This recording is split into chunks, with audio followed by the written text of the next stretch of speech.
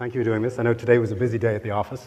Yeah. I guess every day is a busy day at the office when you're running two big companies. Some are more intense than others. This is on the more intense side.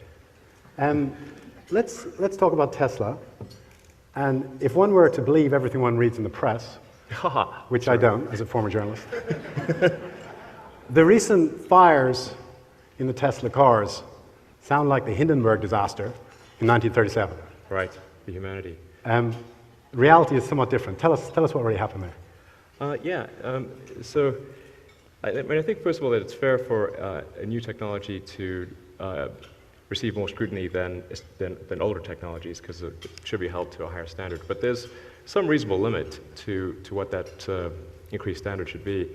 And I mean, since the Model S went into production about a year and a half ago, there have been about 250,000 gasoline car fires in the US, about 400 deaths, 1,200 serious injuries. Our three fires, which caused no injury, received more headline news than the other 250,000 combined. That seems like an unreasonable ratio. And I believe all three owners of those cars who crashed wanted to get another one. Yes. Right, exactly. It's like, don't take my word for it. Like that was like I said. Well, how soon can they get a loaner car until the insurance thing gets figured out? And yeah, so also we gave them one right away. But yeah, I mean that's the acid test. Like, does the guy that experienced the fire, does he want to have that same car again? You feel safe in it. Yeah. Stock price down again today, 10%. Do you care about that? I mean, it kind of sucks running a public company. Yeah. Yeah. I mean, the stock goes through these huge gyrations, yeah, for like seemingly arbitrary reasons. And then I'm asked to explain why it changed. I'm like, I have no idea. It should be pointed out it's up 300% on the year. Yeah, right. I mean, on balance, that's still good. But I mean, when the stock price was way higher and people asked me what I think of the valuation, I said, well, I think it's probably more than we have a right to deserve. We'll try to get there in the long term, and I think we will, and probably exceed it. But I would not try to justify that a company with a little over $2 billion of revenue should be worth $22 billion in market cap. That does seem pretty high to me. You know, it's like, yeah. And it's fair to say you wouldn't be there without government subsidy. Well, I think it would have taken longer. So I mean, there's a slight misperception about the history of Tesla, which is that the government funding was pivotal. It was an accelerant, but it was not pivotal. The really pivotal point was an investment from Daimler in 2009, early 2009, when there was, I basically spent all the money I had, and we had one company that was willing to invest, or one entity that was willing to invest, period, and that was Daimler. And if they hadn't come in with that investment, we would definitely be dead. Fortunately, dead, bankrupt, finished. Yeah, gone. Fortunately, they did, and we've done a number of vehicle programs with Daimler. There's the Mercedes B-Class, which is not currently produced in the US, but it's very popular in Europe and other parts of the world. Will be coming to the US, and that'll have a Tesla battery pack and powertrain. It'll be the largest electric vehicle program in Daimler history. So that, so got a great relationship. They've been a great supporter. How about self-drive version of Tesla? I do think that's an important technology, although the difficulty increases exponentially to get to fully self-driving, to cover all the corner cases. So I think we can get to maybe 90% of miles driven being autopilot, as we call it, because we're using the sort of aircraft analogy. I think we'll get there pretty soon, maybe in a few years. But then covering that last 10% is really difficult. And so getting from 90% to 99, then to 99.9, and then I mean, ultimately to be truly self-driving, like you can fall asleep and the car arrives at your destination, which would be really great. Some people do already, by the way. Yeah, exactly. They died. Yeah. I think you probably need like 6 nines of reliability. Like the standard would be actually way higher than the safety of a person, or probably by a factor of 10 or 100. In order for people to be comfortable, or otherwise, well, like this fire thing. Just like a car is basically the safest car you could possibly drive if you care about fires, and that's not the impression one would have reading the headlines. You would have sort of the opposite impression. And so for self-driving or autopilot, hopefully the media doesn't do the same thing, same like mega disproportionate response. But I do think that it should be held to a standard that's maybe like 10 times better than a person. And I know Google's working on this too. 10 years, more or less? Yeah. I think that the right path is probably a little different from what Google is pursuing. Larry Page is an old friend of mine. I've known him since before he got venture funding for Google. And I think he's a really brilliant guy. But it's not. Google isn't focusing on autonomous cars, whereas it's going to be a pretty significant focus for Tesla. And from our standpoint, it only matters if the autopilot capability does not result in a substantial cost increase to the car. And the way the Google sensor suite is set up, it's like over like 60 grand. That's like a lot. I want to ask you about risk-taking. Because there's a theory that entrepreneurs who hit it out of the park one time make that $1 billion+ company work. Right. They are reluctant to do it again, not because they're afraid of losing their money, but because they feel if they were to fail a second time round, then in their own minds maybe they would think, well, the first time it was just luck. It wasn't really my own skill or my own sense of how to run a business. But not only did you rose, PayPal came up to 1.5 billion, you got out of that. Not only did you invest again, but you invested again twice. Not only that, but you chose probably 2 of the most risky, capital-intensive industries to go with. Rocket technology, which is basically a bomb, right. directed up, yeah. And then cars, which are, we know what's happening in Detroit. Yeah. So what is it that motivates there to do that, to go through the crucible again, 2 times again? Yeah, I'm not sure it was the right decision, but... So far, so good. Yeah. It's much less fun than it may appear. In the case of... what I thought I would do was start and run SpaceX, and then create an electric car company with a few other people, but just like apply 20% of my time and work on the product design. Because my main thing is engineering and design. So that was an illusion.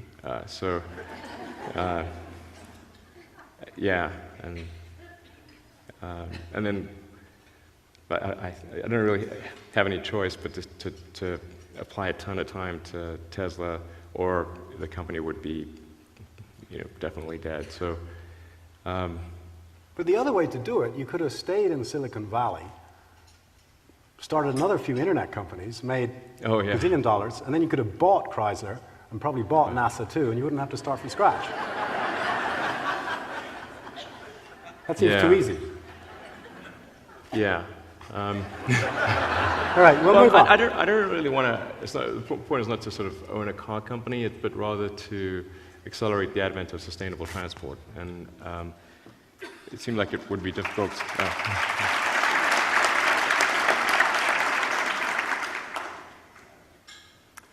Let's talk about SpaceX. SpaceX, you have said you've started with the specific intention of getting to Mars. Well, the origin of SpaceX was actually not. My interest in space, my initial thought in space was that it wasn't possible to create a company, and I mistakenly thought that the reason that we'd not sent people to Mars was because we'd lost the will to explore or something, or like maybe that, and I thought, well, maybe that needs to be reignited, and so I came up with this idea to do basically a philanthropic mission to Mars with a 100% probability of losing all the money, in order to reignite interest in that goal. But after a while, I realized that was a mistake. I mean, particularly the United States is a nation of explorers. Came here from other parts of the world. I think more than any other country is a distillation of the human spirit of exploration. There's no lack of will. But people need to believe that there's a way, that in a way that's feasible and that it's not going to bankrupt the country and their living standard won't be materially affected. And then I think they're super keen on that goal.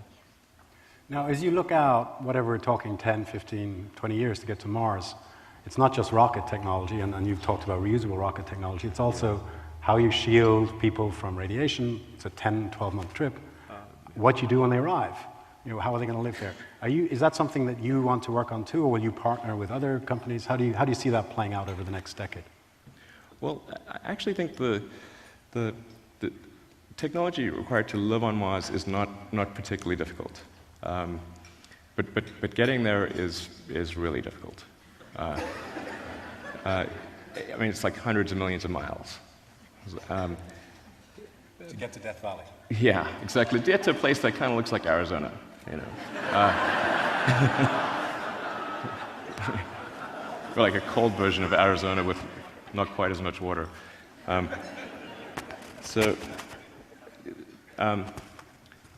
mean, at least that's my guess is I think if we can get there, the technology required to live there is not a really big challenge. I mean, Mars has some advantages. It's got it's quite sort of Earth-like in some ways. It's got a rotational period of 24.5 hours, by far the closest of any other planet.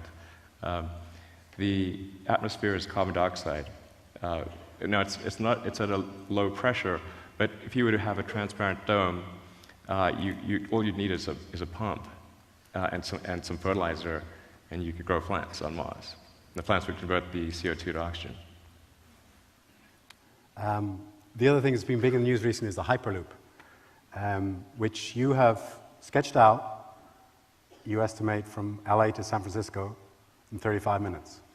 Yeah, now, you could push that a little bit, but... Well, I'd be happy if I could get from Santa Monica to downtown LA I know. in 35 minutes. I know. I know you have your personal issues with the 405. The 405 is like the most brutal construction project I've ever personally witnessed. I mean, it's like mind-boggling. But I also know that, so you sketched this out, but I know that your plans for the Hyperloop have been put into some pretty sophisticated simulation technology. Yeah. And it looks like it actually might work. Am I right? Yeah. And we did run simulations at SpaceX and Tesla. So, we thought it would work, but I mean, I actually don't think it's particularly like. I mean, I think it's like the engineering of it that it would work is actually pretty obvious, honestly. But I mean, so I think the larger issues are political. Getting the political support to do something like that, and then making sure the economics pan out. Yeah, I hope someone does it, because I think it would be cool. I mean, it'd be great to have something like that. It's just like, it doesn't seem like our mass transportation is getting better. It seems to be kind of getting worse. So that's not a good future. You said something there, you hope somebody else would do it. I'm curious, what makes you really so unique is not only your ability to dream big, but to execute. There are lots of utopian thinkers out there, but they cannot execute. Yeah. But there are some other people who can do good things. And I'm wondering what seems to motivate you. You see things that frustrate you or you think are not as good as you like, and then you try and fix them. You've worked on solar power, you've worked on electric cars, and on interplanetary space travel. I'm wondering what other things about America, and about the world for that matter, would you like to see fixed either by a company you might do yourself or by someone, a smart entrepreneur? What else out there is feasible?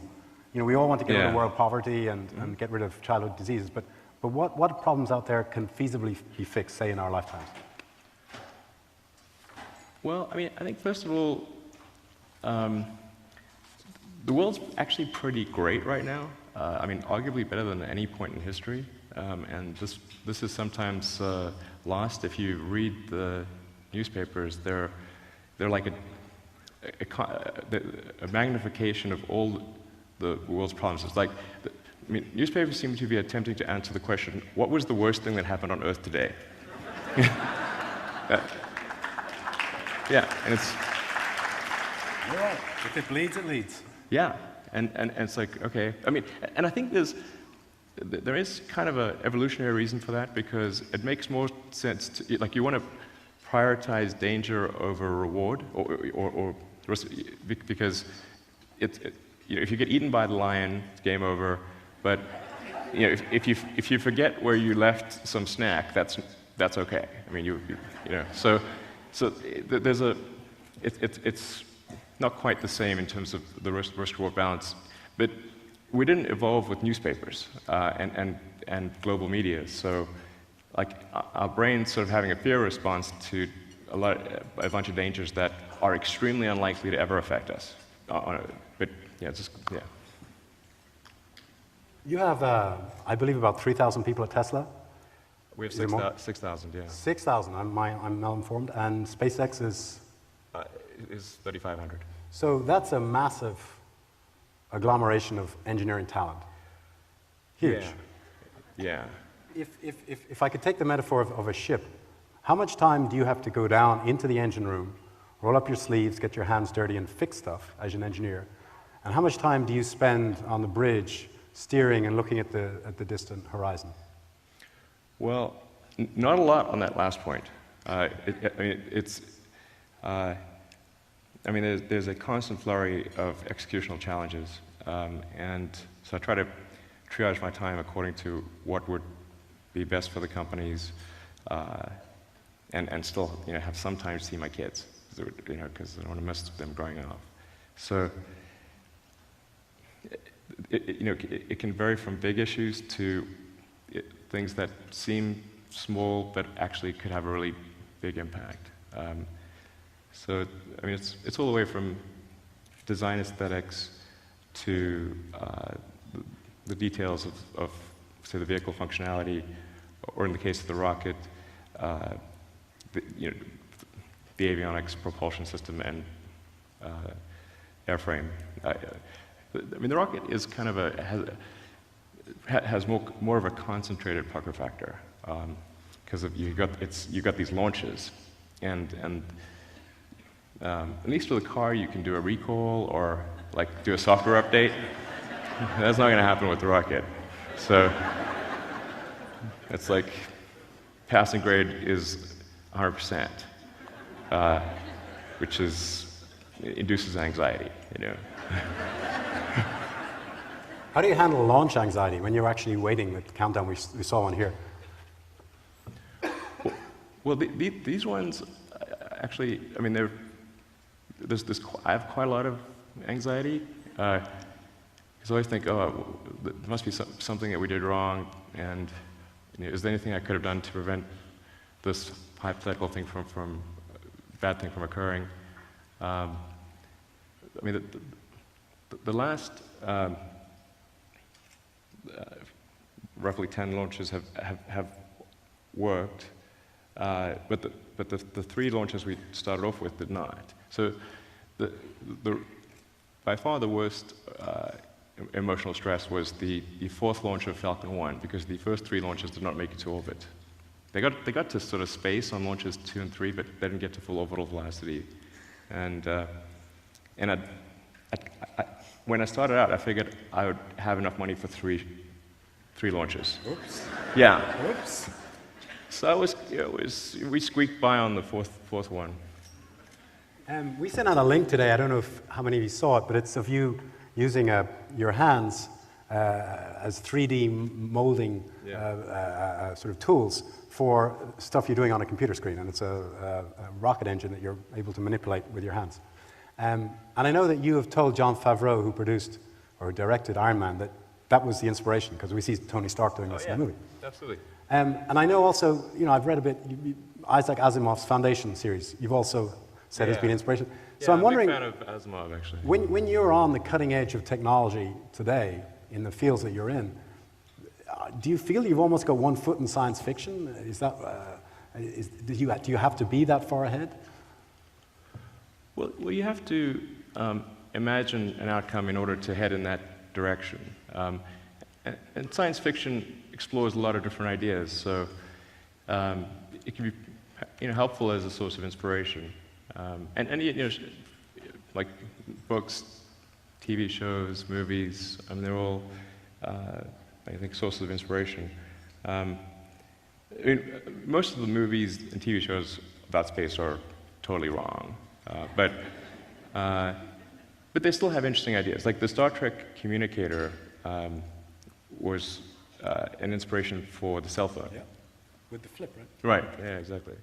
In fact, the weird thing is, like the phones we have in our pocket vastly exceed what was on Star Trek. We're going to go to ask some of our students some questions, but first, one more. I'm a big James Bond fan. You just bought the Lotus Esprit that they used in The Spy Who Loved Me, which goes underwater. Yeah. And you're going to make that work. It's definitely a back burner project. Okay, but my question is, when do we get to see a functioning version of the Millennium Falcon? That's a tricky one, because it's not actually the right shape. Uh-oh. Note to George Lucas. Yeah. The Falcon 9, our Falcon rocket was named after the Millennium Falcon, even though it looks nothing like it.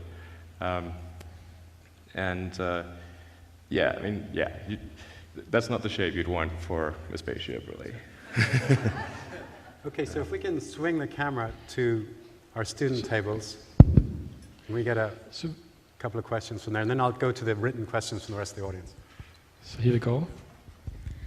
Good evening, sir. My name's Ariel Jaimes. I'm from Vaughan Next Century. Referring to Merlin 9, does SpaceX have a working prototype, and when will it be ready to launch? Merlin is the name of our engine. And the Falcon 9 is the name of the rocket. And we've done several launches of Falcon 9, and then an important milestone happened a few months ago, which was the launch of the next generation Falcon 9, which is designed to be able to return and land at the launch pad. We came close on the initial mission, but didn't quite get there. We need to make a few corrections, but I think we've got a good chance of getting there next year. Okay, let's go for another one there. Hi, I'm Kennedy Green from Harvard Westlake. So I've seen you speak at a TED Talk, and I remember you spoke pretty emphatically about the success of your innovations and how you kind of take a physics approach, where you take the idea and boil it down to its basics, and from there start to build up. So can you talk about an example where you use that process?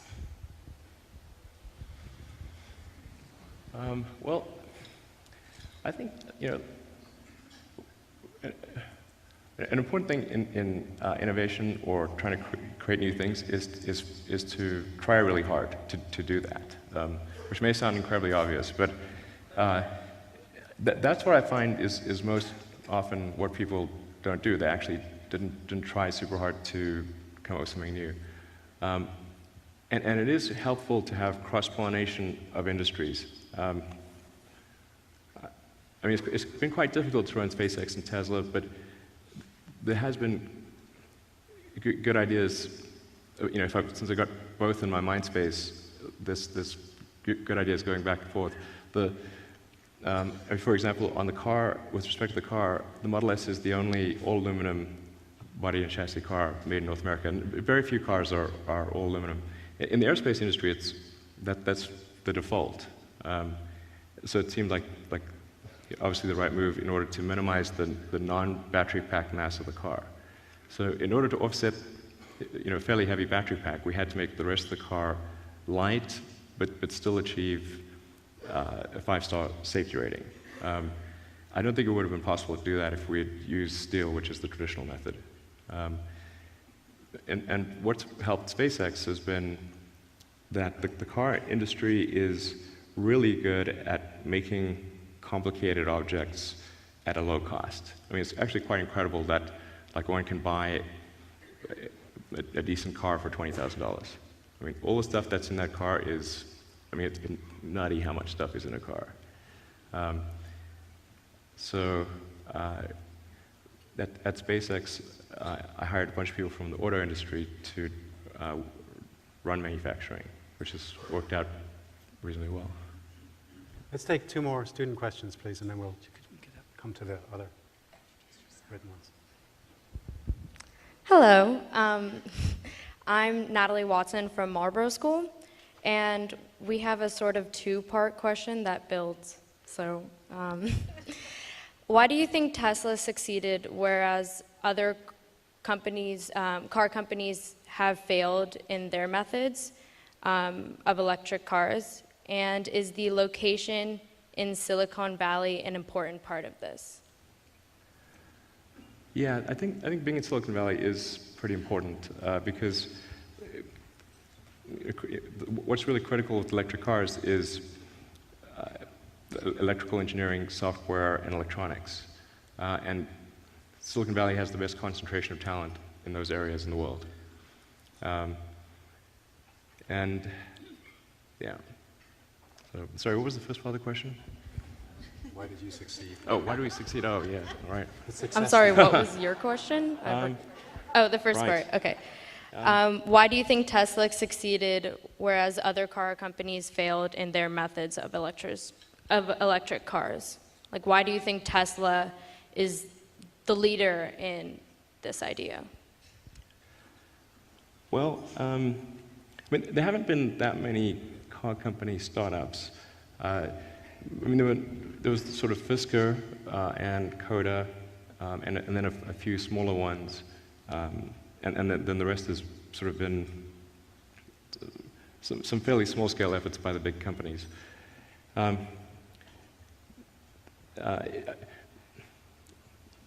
think if we say what was the difference between, say, Fisker and Tesla, that's maybe the most direct comparison. Tesla is a hardcore engineering company, and Fisker is kind of it's based on on styling. It's like styling is good, important, but that's not the reason we don't have electric cars. So it's not, but for styling we would have electric cars. That's not the reason. So in the case of Fisker, they made a car that a lot of people think looked really good, but didn't work properly. So then people don't want to buy the car. That's like a pretty reasonable thing, I think. Yeah.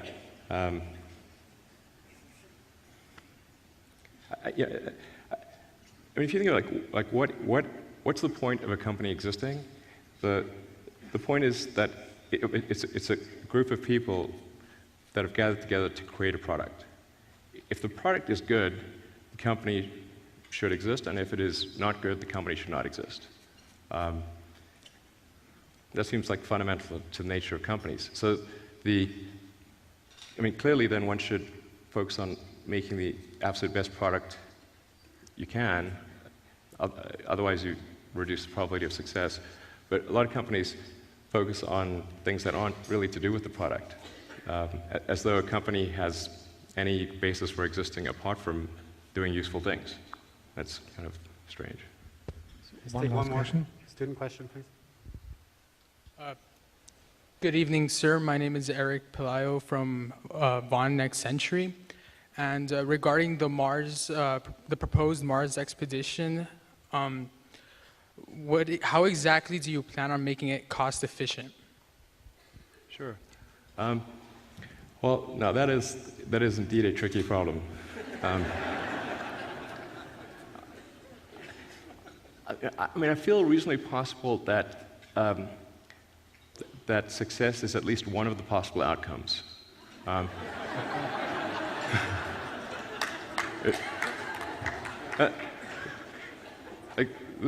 this is this is pretty important when you're trying to do something. It's like, well, can that be one of the outcomes? I wasn't actually confident about that until a few years ago. Now, I'm not saying we will get there, but I'm confident that it is at least possible. And the key to that is having a fully reusable Mars transportation system so that all you are replacing between flights, maybe apart from minor maintenance, is the propellant. I mean, like, reusability is so fundamental to having a major change in space flight. It would be difficult to overstate its importance. But I mean, I think with analogy to other modes of transport, you can imagine that if airplanes could only be used once, very few people would fly, because it would be super crazy expensive. I guess like a 747 costs $250 million. You'd need 2 of them just for a round trip. But people are not paying $500 million to fly back and forth to London.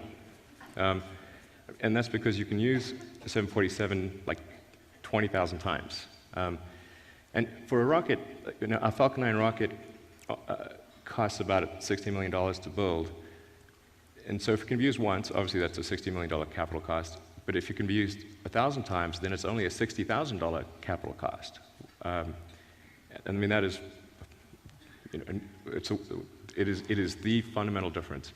So you have to have fully reusable, then you have to make sure that the propellant used is as low cost as possible. So our next generation rockets will be using methane as a fuel, which methane is the lowest cost source fuel on the planet, by a good margin. So, and so I think if your propellant costs are low and the system is fully reusable, then I think it should be possible to move to Mars for less than $500,000, which I think is an important threshold, because if people can sell all this stuff on Earth and move to Mars, well, and there's enough people who can do that, combined with those who actually want to do that,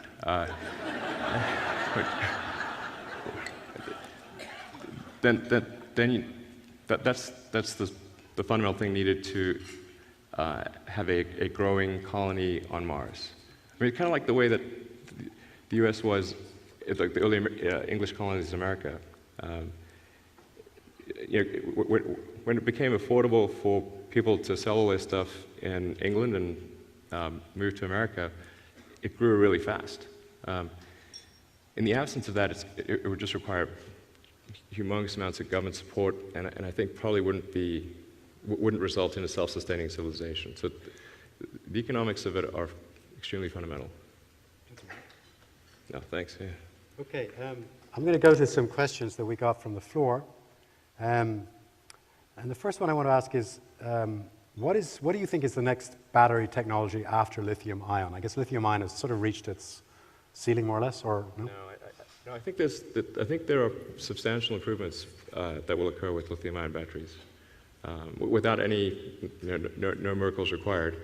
The thing with lithium-ion technology in terms of the cost and energy density is that the sort of average improvement per year is about 8%, which isn't that noticeable on a one-year basis, but compound interest is a very powerful force.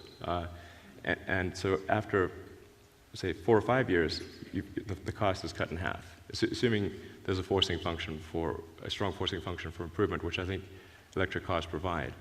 So I feel pretty good about achieving a substantial reduction in the cost of the battery pack, say in kind of the 3 or 4 year time horizon. Still way behind Moore's law for microchips. Oh yeah, sure. Double a like year. nothing. I mean, the only thing that operates at Moore's law speed is Moore's law. semiconductors just have this incredible advantage that as you made them tinier, they got way more efficient. For something with that's a large, like a macro structure, like a battery pack, you just don't have, or really almost anything. Essentially, I say, in fact, anything except microprocessors and memory that does not improve at that pace. Another question here, it's about medical technology. Is there a medical application or technology that you would like to change or see somebody else work on? Well, medical technology, well, I think the thing that would sort of most profoundly affect people would be to be able to recode genetics, which is obviously a dodgy situation. But that's the thing. We're close to saturation on lifespan. I mean, it's sort of pretty much leveled out.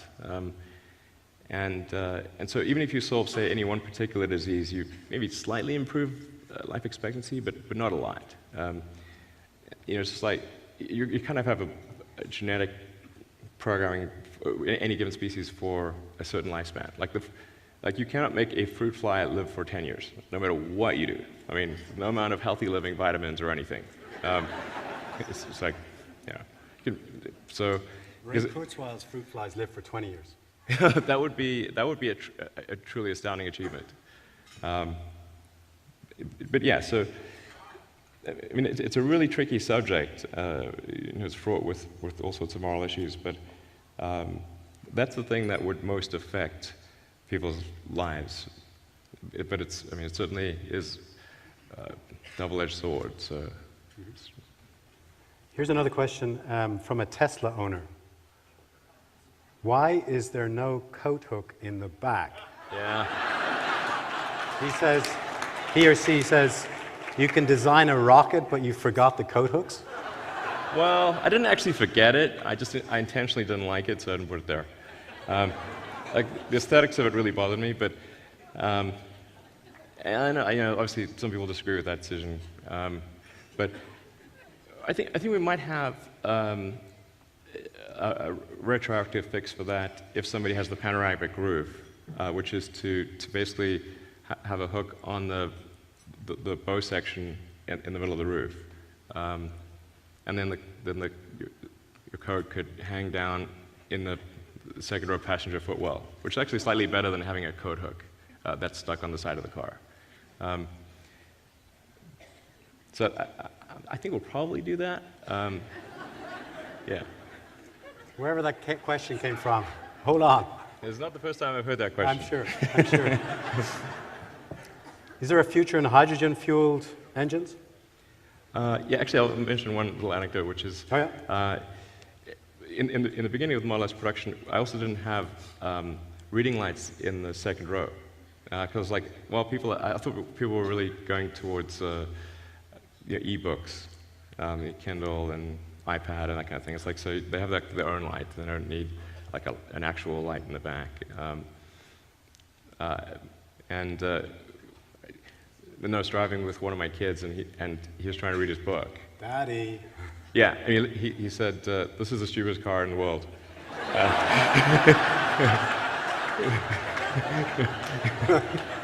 Like, all right, we'll put the light back in.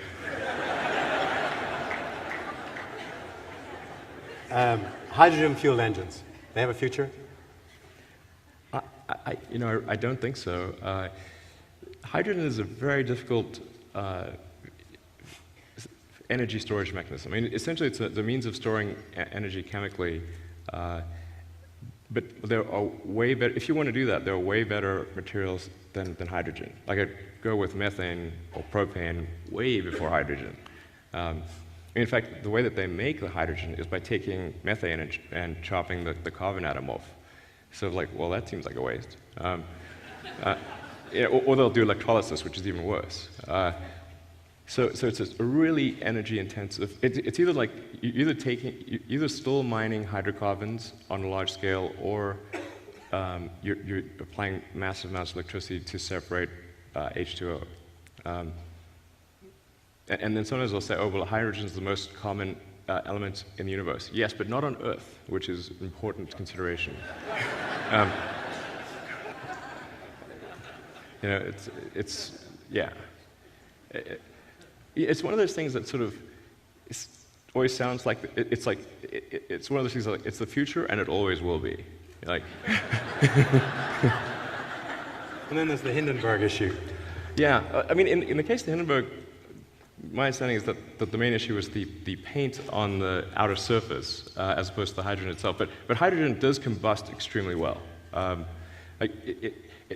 Hydrogen has there's a good argument for hydrogen as a fuel in the upper stage of a rocket. Say Saturn V in the second and third stages had hydrogen. And particularly for the upper stage of a rocket where you're not volumetrically constrained, or rather, you're mass constrained rather than volumetrically constrained. Hydrogen is good if you care about mass and terrible if you care about volume. And it's also horrible from a handling standpoint, because it's a really tiny molecule and it goes all over the place.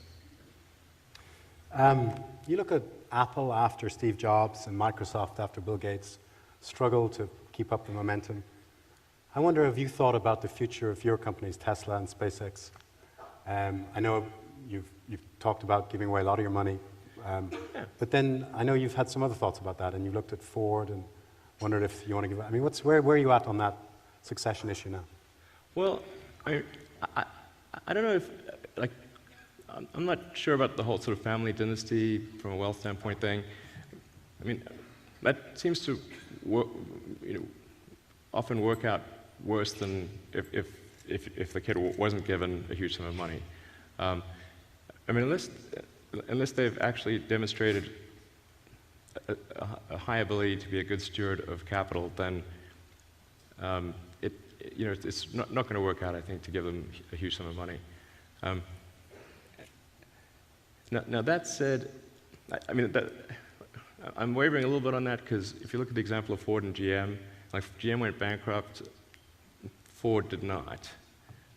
Ford had the Ford family as a stabilizing influence. So there could be some merit to having a family stabilizing influence, but maybe not necessarily complete control. We're going to end with two questions on the Hyperloop, which has clearly aroused a lot of emotion in Los Angeles. One is from UCLA Anderson. I know that Gene Block is here, who runs UCLA. But they want to know, how do you envision the Hyperloop as an open source project to be run in traditional enterprise fashion, which would make profits? Does that make sense? Yeah, I guess I mean, I think it's going to be quite difficult for someone to execute the Hyperloop, and the thing that will really matter is how good is that company at executing, as opposed to the basic sort of ideas of the system. So I don't think a company has to worry too much about creating value if they're really good at execution. I think probably the best example of open source is Linux, and there's lots of companies that are quite valuable even though Linux is open source.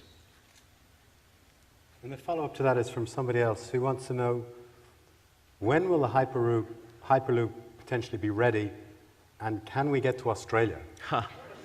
That would be, I would not recommend it for going to Australia, because Australia is really far. So, like where something like the Hyperloop would work best is for distances that are maybe about 500 miles, but probably not more than 1,000. And that's because if you compare it to, say, an alternative being supersonic air transport, in order to go really fast with a plane, you have to climb pretty high, because the atmosphere just looks like molasses when you're going fast. So for distances certainly under 500 miles, you spend all your time just ascending and descending, and you don't really get an opportunity to spend time at cruise. So something like the Hyperloop can compete really well in that arena, because you instantly, or almost instantly, enter a low-pressure environment. And so the tube contains a low pressure environment that's, like the cruising altitude of, well, it's like very high altitude atmosphere, basically. And so you don't have to spend any time ascending or descending. So there's no way it would be, well, extremely difficult for a plane to be faster than a Hyperloop for distances under 500 miles, because of that ascent-descent thing. However, once you get to long distances, then the cost of the tube starts to become a big factor. And so then I'd say it's probably the right move is to go to supersonic transport, because then you're spending a large percentage of your time at cruise. And you could probably get there faster with a supersonic aircraft. Interesting. So no kangaroos in the Hyperloop. I know you have an insane schedule. I know that you have to go from here back to your office tonight. Yeah, I apologize for not being at my best. It's been like working most of last night. So. We are deeply grateful you came. You gave us some time. Thank you so much. Thank you so much for being down. Right. Thanks. You're done.